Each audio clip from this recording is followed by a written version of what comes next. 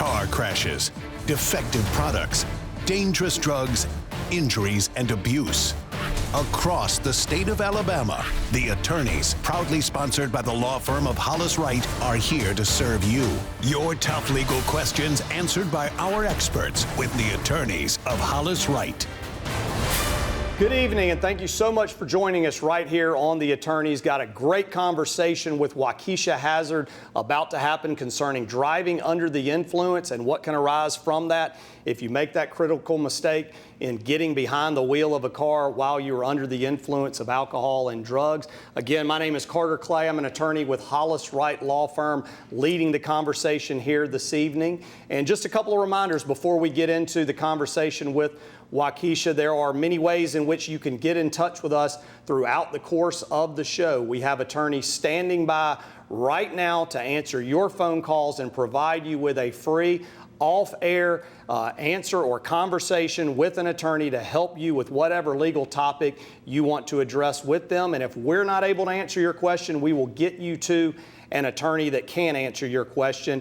The numbers and contact information are right there on your screen, but the numbers to know are 844-LAW-TALK, very easy to remember, or 205-324-3600. There are also ways you can text and email throughout the course of the show, so take advantage of that opportunity. Joining me, Waukesha, good to see you again. Good to see you again as well. Yeah, thank you so much for coming. We're going to talk about DUI laws tonight. That's right, a very exciting topic. Well, it's exciting depending upon who you're talking to. That's true. And unfortunately, we still are in a situation, despite Uber and Lyft and all of the available options that people have, they're still getting behind the wheel of a car driving drunk, right? That's right, they are. And it can be an unfortunate incidents that happen from that. Absolutely. You can harm yourself. It can ruin your life and ruin the lives of others. That's right. We want to be very careful with those. Yeah. Let's talk about jump right into it. Let's talk about the blood alcohol, the legal limits, because a lot of people don't understand this. It's not against the law to have a glass of wine and drive. That's right. But it is against the law to drink too many glasses of wine and drive. That's right. So where are the limits? So the legal limit in the state of Alabama is 0.08, and that is the blanket overall legal limit. So you cannot have a blood alcohol content level over 0.08. Now those levels differ for certain people and in certain professions. So if you are a minor that's under the age of 21, you cannot have a blood alcohol content over 0.02. If you are a school bus driver, you cannot have a blood alcohol content over 0.02. If you are one of our commercial drivers or you drive an 18-wheeler, you cannot have a blood alcohol content over 0.04. So there are different levels for different people and in different professions. But generally, 0.08 is that blanket percentage of blood alcohol content level that is for the state of Alabama. All right, now many of our viewers are thinking right now, I have no idea what 0.04 and 0.08 means. Yes. And I know this is going to differ between men and women, how big you are, how small you are, what your tolerance levels are, but give the viewer some idea as to what 0.08 means in terms, is that like 2 glasses of wine, 3 glasses of 8-ounce? Give us some idea. Yes, so the percentages are essentially weighed against your body weight. Okay, so your body weight has a lot to do with that 0.08 percentage. So a person like me, because I do not have a high alcohol tolerance, but I'm not also a small person, it would take probably 2 glasses of wine for me to feel like I am impaired or incapable of operating a motor vehicle. So that does differ for everybody. For other people, it may be about 3 beers, and after that, they cannot operate a vehicle without being impaired. So anything that's going to make our mental or physical faculties impaired or make us incapable of operating that vehicle, we should be cautious. So if we're staggering, blurred vision. Well, I was going to ask you, if you're exhibiting signs of impairment, but you're under 0.08, say 0.07, can you still be charged with DUI? You can. Okay. You can still be charged with DUI. Even though .08 is the legal limit, even if you're under that but you're still impaired, that would still make you incapable of actually operating that motor vehicle. Right. So that is something that we really want to be careful about. And again, like you said, that number is going to differ from person to person. Yep. Got a great question here. If you are asleep, or if one is asleep in their car after consuming alcohol, can they be arrested for DUI, even though I guess they're not in the operation or driving the vehicle? Yes, and that's a very good question, and that's a question that I get often. And the answer to that is yes. Even if you are not physically driving the vehicle down the road, you can still be arrested for driving under the influence if you are behind the wheel of that vehicle, if the keys are left in the ignition of the vehicle, if you are in the range of even touching the keys. So if the keys are in the cup holder, but you're still behind the wheel of that vehicle, you can still be arrested for DUI. Okay. So we have to be careful with that, because many people say, well, I wasn't driving. I stopped to take a nap. You know, is the car cut off? Are the keys out of the ignition? Are you from behind the driver's seat? Well, and I was kind of chuckling as I was looking at some of this, because some of your tips or advice are, if you're going to sleep it off, get in the back seat. That's right. Put your keys far away from you, maybe even drop them just outside the vehicle so that they're separated from you. But these things are important and do matter if a police officer pulls you over. Is that right? Yes, sir, they do. They do. If you're in the back seat and you're not in that driver's seat, the keys are out of the ignition, the car is turned off, there are no lights on, then they cannot arrest you for a DUI right then, because they don't know if you were driving the car or not. You could have just gotten back there in the back seat. You could be sleeping it off. There are a lot of different circumstances. So that would diminish your chances of being arrested for a DUI if you're in the back seat and you're nowhere near the keys. Now, we talk about driving under the influence typically in the context of alcohol, but what about people that are impaired due to prescription drugs or illicit drugs? Can they be charged as well? They can also be charged as well. So you do not have to be intoxicated with alcohol per se to be charged with driving under the influence. You can be driving under the influence even if you have a narcotic in your system. It can be a prescription medication, anything that is going to impair your capability of operating a motor vehicle. And what are the typical ways that you see that police officers, not in an alcohol context, but a drug context, would it be field sobriety test? Yes. And that type of it? Yes, it will normally be field sobriety test. They'll tell them to walk a line. They may have you follow a pin without moving your head, but just move your eyes. And the officers have to be qualified to actually give those field sobriety tests. So that's another thing for your attorney, if you retain one, to keep that in mind. They have to be certified to give those tests. Great information. Let's step aside for our first break of the evening. Waukesha Hazard is crushing it tonight, covering a lot of important information related to DUI charges. The ways in which you can get in touch with the firm right now are right there on the screen. So take advantage of that opportunity. We will see you right back in just a few minutes, right here on The Attorneys.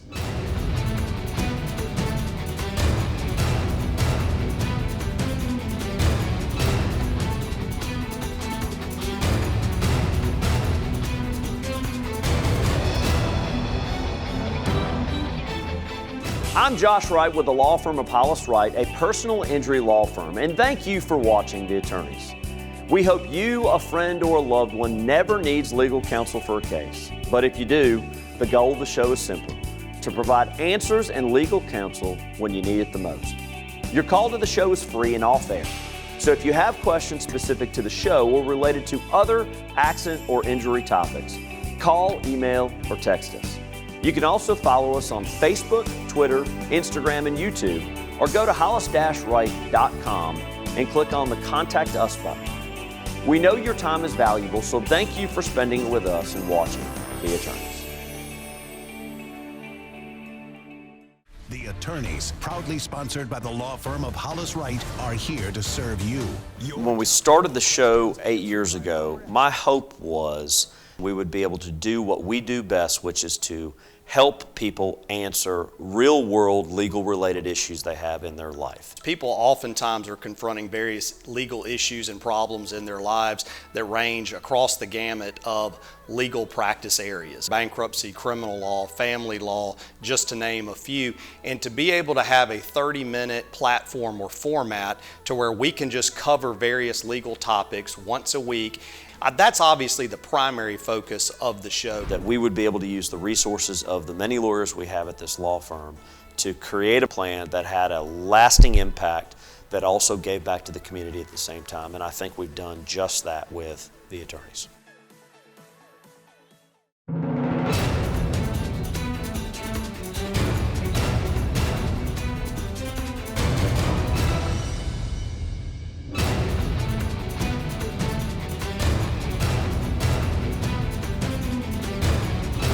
Welcome back into the Attorneys. Having a great conversation tonight with Waukesha Hazard covering the DUI laws in Alabama. Waukesha, talk a little bit about if you're charged and convicted of a DUI, what could one reasonably expect in terms of the punishment that they would receive? And also, what happens if they get a second, third, or fourth DUI? Yes, sir. So the punishments range from the number of the convictions that you have. So the more DUIs you have, the greater the punishment, the greater the fine. Everything increases, including your jail time and including the severity of the crime. So on your first DUI conviction, you're not going to see a whole lot of, you may not see any jail time at all. You may be able to apply for what we call pretrial diversion. If it's your first DUI, your first mistake, no one was harmed or injured. But subsequent to that, the more DUIs you get, if you get up to about 4 DUIs, that misdemeanor DUI turns into a felony DUI. And you don't want any felonies on your record. Right. And the punishment definitely increases. You start seeing jail time. Of course, your license is suspended. And there are certain things statutorily that would have to be done for you to even receive your driving privileges back, like the ignition interlock system. And one of the things I think the viewers need to understand and appreciate are the potential consequences and punishment, not only with driving under the influence, but getting into an accident and hurting or killing somebody else, because those can then bring like aggravated assault charges. Right. Aren't there particular provisions related to injuring somebody in an automobile accident if you're under the influence? Most definitely. I had a case specifically where a person was injured in a car accident. They were actually in the car with a person that was under the influence of alcohol. And that passenger did pass away, unfortunately. And that young man was charged with vehicular manslaughter or vehicular homicide, you know. So there are certain things that can happen if someone is injured. If someone in the car is injured, I don't want to, you know, circumvent that point. If someone in the car is injured and that person is driving drunk, that driver, they're still held responsible, even though that was a passenger of their car, or even if they hit someone else, they're held responsible. And so those are very serious charges, and they include prison time. Yeah. So you're just not looking at going to jail for 30 days. You're looking at a longer range of punishment. What about losing your driver's license? Do you lose your driver's license when you're charged with DUIs? Yes, sir. Most of the time you do lose your license. If you're charged with your first DUI, there is a separate proceeding that happens. It's like a civil proceeding where you can try to stop that suspension period, right? You definitely need a lawyer to help you with that process. You need a lawyer to help you with that process. But subsequent DUIs, DUI number 2, 3, 4, you're definitely going to lose your license, and it's not much that you can do about, you know, from getting stopped from getting your license suspended. But on that first DUI, maybe even the second, there is a civil case where you can stop the suspension, try to put that at a halt. Yeah. Yes. I've heard recently about this interlock ignition system that is coming about. Tell us a little bit about what that is and when it's available to somebody who's been charged with a DUI. Yes, sir. So there's the ignition interlock system, and essentially that's taking an alcohol breathalyzer test and combining that with technology. So you would have that device installed on your car, and you would have to blow into that device as if it were a breathalyzer, and it would register to make sure your blood alcohol content is 0.02 or lower. So the percentage changes when you have that ignition interlock system. It does cost, so it's costly. It's an installation fee and it's a monthly fee, and they report those to the courts and to the Alabama Law Enforcement Agency. So and that who they has can to pay have for that. it? The defendant has to pay for that. That client that's charged with DUI will have to pay for that ignition interlock system. All right, so I'm not trying to give anybody any ideas who are Yes. watching the show tonight, but what's to prevent them from getting their buddy to blow who hadn't been drinking into the, Yes. system? Well, your buddy and the defendant can ultimately go to jail. Okay. So that ignition interlock system has to be installed on the vehicle that the person charged with the DUI is actually driving. Okay. So the person's mother could not blow into that and run to the store to use that car, because she would get in trouble along with the person that's charged with DUI. And neither can your friend, and that person would have to drive the vehicle with the ignition installed, the interlock, installed on that vehicle. All right. So That's an interesting option for people out there who've been charged with DUI to take that into consideration, but it does cost money and the defendant has to pay for it as well. that's correct. That's right. correct. What about, this is a very popular question that we always get on the show is what level of cooperation do I have to give to the police officers if I am pulled over? Do I have to blow or take a breathalyzer test? Do I have to get out of my car to take a field sobriety test? What do they have to do? So the key word in that, which I'm glad you said, is cooperation. So I do feel like people need to cooperate with the police, because cooperation in and of itself is going to take you a little bit farther than being belligerent or not, being helpful. So if they ask for your driver's license or your insurance, you should definitely provide that.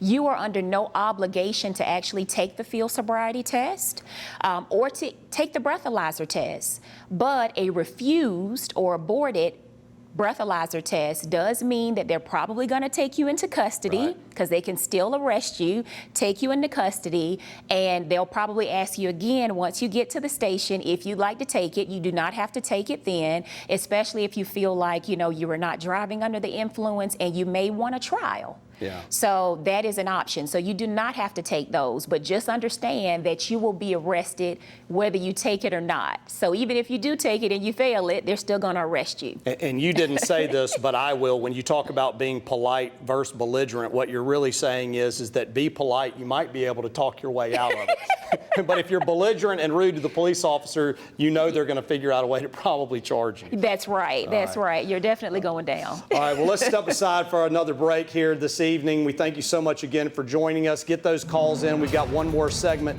remaining right here on The Attorneys. We'll be right back in just a few minutes.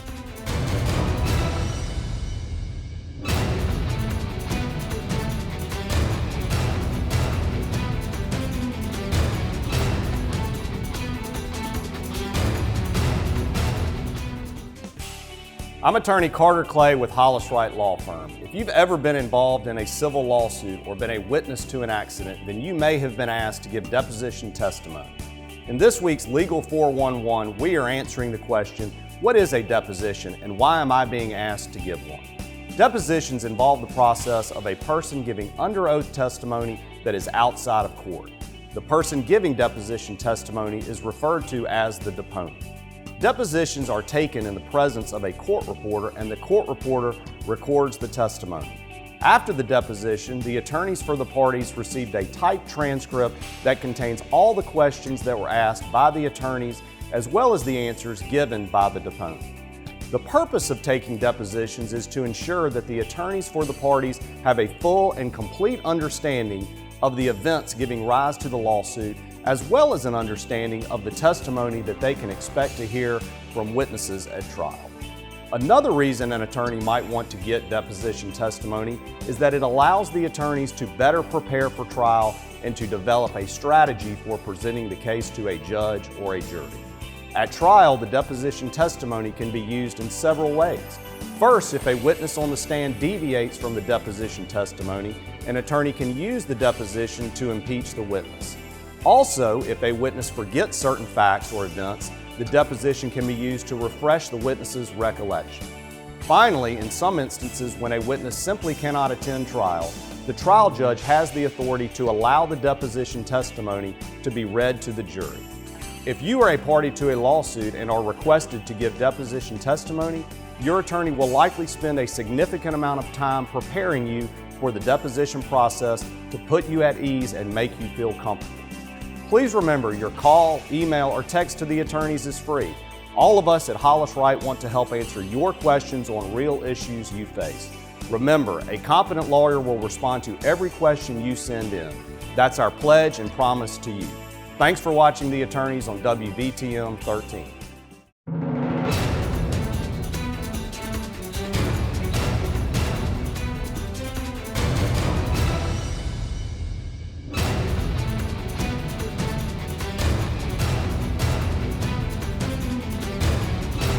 Welcome back into The Attorneys for our final segment. Time has flown by tonight with Waukesha Hazzard. And just as a reminder to follow Hollis Wright on just about every social media platform out there. We are on Twitter, Instagram, and Facebook. So get in touch with Hollis Wright through those social media platforms. Waukesha, let's continue the conversation here this evening. If somebody is charged with DUI, give them kind of an overview of what that process looks like through the court system and just sort of an average amount of time that it takes to get their case through the criminal court system. Okay, so usually with DUIs, there is a different, the process is the same, but the time frame varies with whatever jurisdiction you're in. So if you're in a municipal court, that jurisdictional time frame may be a little shorter than if you're in the county courthouses. Like Jefferson County, Shelby County, they may be a tad bit longer, but the process is still the same. So after you're charged, you normally have a pretrial date.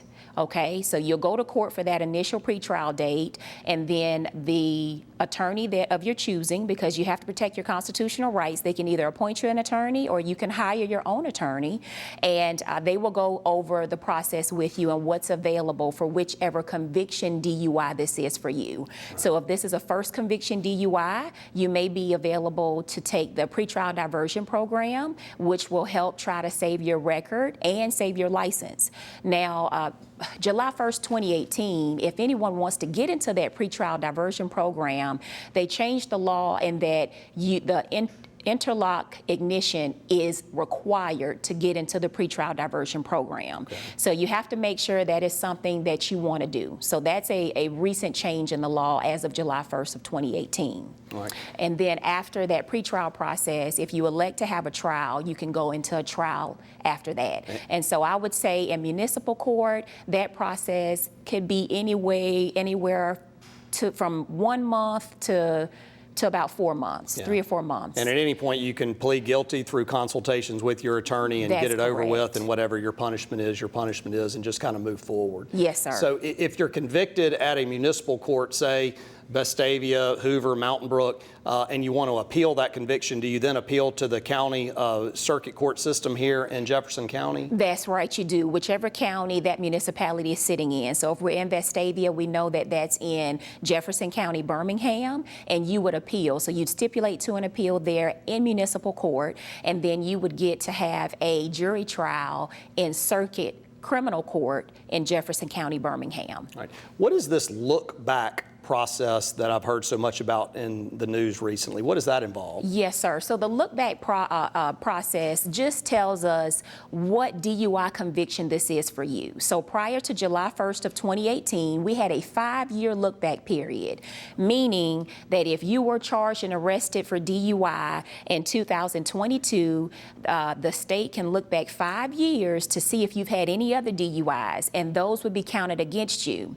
Well, that period has now changed to 10 years. So if you were convicted of a DUI here in 2022, you can go all the way back to 2012 to look at the prior DUIs that you might have gotten. So that would tell the state what conviction this is for you. So it could be the first, second, third, or fourth conviction. And again, like we stated earlier, the more convictions, the more the money, the more the punishment, the greater the punishment. Yeah, so they just extended the time period in which they can go back and count prior DUIs towards your punishment. That's correct. Yeah. That's correct.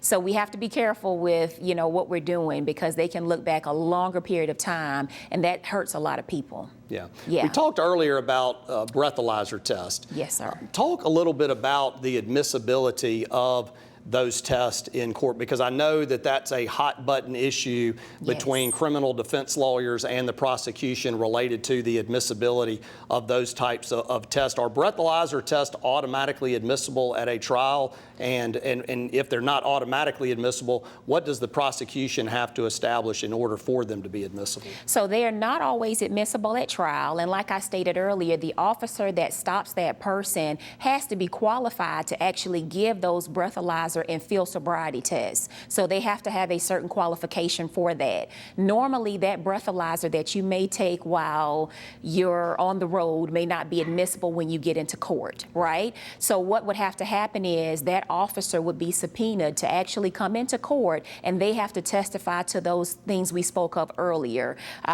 Did you have slurred speech? Were you not walking properly? Were you swerving while you were driving on the road? What was that probable cause for the police to have stopped you to even say, okay, this person is driving under the influence? So there are other circumstances, within the totality of the circumstances that they have to look at when they're taking you to court. Yeah. Yeah. Let's talk a little bit about dram shop quickly. What are the dram shop laws, and how do they relate to what you do? Yeah, so there's something called the Dram Shop Act, which essentially means that a person that may go into a restaurant or a bar should not necessarily be overserved alcoholic beverages while they are there.